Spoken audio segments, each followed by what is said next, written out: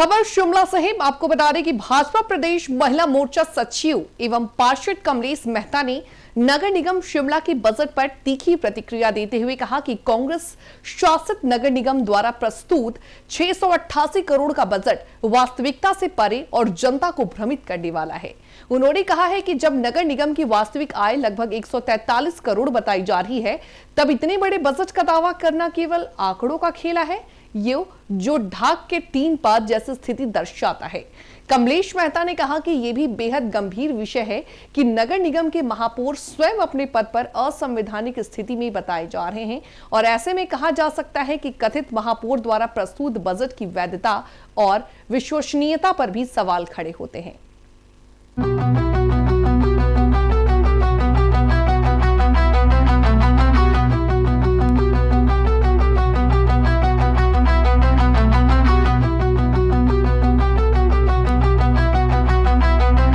मैं कमलेश मेहता, पार्षद नगर निगम शिमला। कल नगर निगम का वार्षिक बजट 2026-23 का पेश हुआ है, जो कि सिर्फ एक जनता को दिखावा है और जमीनी स्तर पर कुछ भी नहीं है। नगर निगम का बजट 688 करोड़ रुपए का दर्शाया है, जिसमें उनकी आय मात्र 143 करोड़ रुपए है। इतना बड़ा गैप, 688 करोड़ रुपए और आय आपकी सिर्फ और सिर्फ 143 करोड़ रुपए। ये बजट सिर्फ कागजों में है, जमीनी स्तर पे इसकी कोई सच्चाई नहीं है। ये एक सिर्फ दिखावे और लोगों में भ्रम फैलाने वाला बजट है। आमदनी आपकी 98 है, खर्चा आपका रुपया है।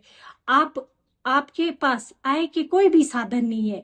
आपका अभी वर्तमान में जो वास्तुकार शाखा से आपको जो इनकम होती थी, वो भी सरकार ने अपने पास ले ली है। आपके पास बचा क्या है जहां से आपकी आय उपलब्ध होगी? आप सिर्फ और सिर्फ दिखावे का बजट कागजों में पेश कर रहे हैं। आपके अपनी इतने अधिक आय के स्रोत नहीं है जितना आपका खर्चा है।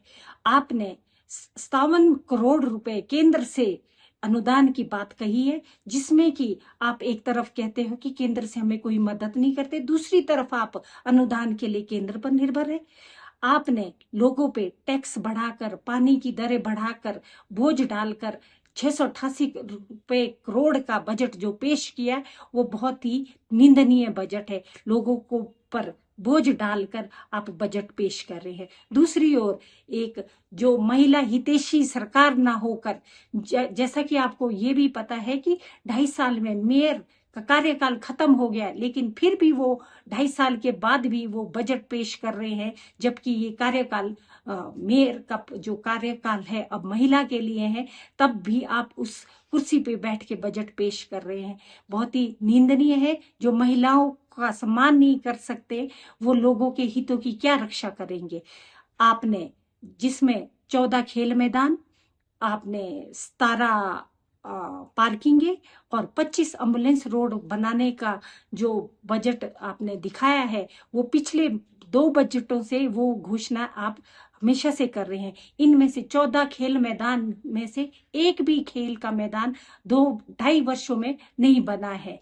और अब आप आने वाले टाइम में आपके पास जब समय कम है, तब क्या ये घोषणाएं आप पूरी कर पाएंगे? ये एक जन विरोधी बजट है। मैं हमेशा इसका विरोध करूंगी और जनता की आवाज हमेशा उठाती रहूंगी, क्योंकि आपने पहले ये इनकी सरकार ने पहले हम पर जो नगर निगम है उनको शराब के ठेके बनाने के लिए कहा। रातों रात वो शराब के ठेके तैयार किए गए और उसका हम पर, नगर निगम पर 5.76 करोड़ का ऋण है, जो कि अभी चुकाने को है। वो पैसा आप कहां से दोगे? 350 करोड़ रुपए पानी के घोटाले के हैं, वो जिसका सरकार के पास भी कोई जवाब नहीं है।